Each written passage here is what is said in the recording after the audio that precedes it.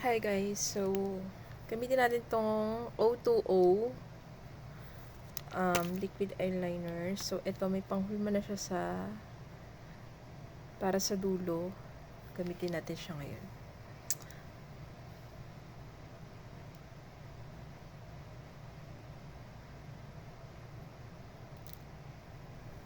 So ayan.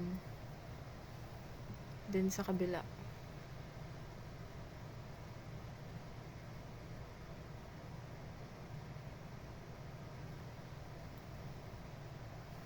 Ayan. Tapos, gagamitin natin itong pencil sa dulo. Ito. So, ito naman. Ito lang.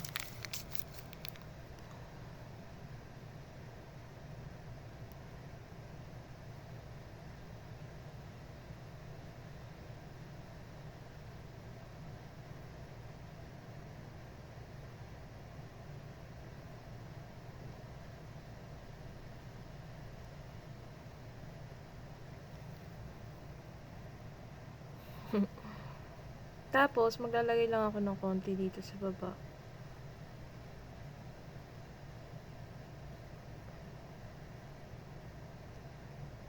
Ayan.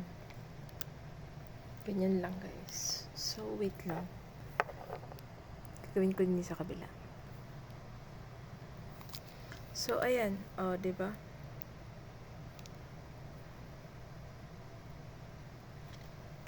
Yun lang. Alam nyo guys, maganda to. Kasi, oily face ako. So, kahit dito ko, kapag, kunyari, hindi na ako, mula umaga hanggang tanghali, hindi ako press powder or pupulbo, magkaka-oil na siya dyan. Magiging oily na yung skin ko dyan. Tapos yun, nagkakalat na yung eyeliner ko. Pero, itong O2O na to, ang ganda niya sa akin. Sobrang nag-fit siya sa akin kasi hindi talaga kumakalat, day. Kaya ano to, mas buy ito ah. Diyan yung yellow basket. Click mo yan.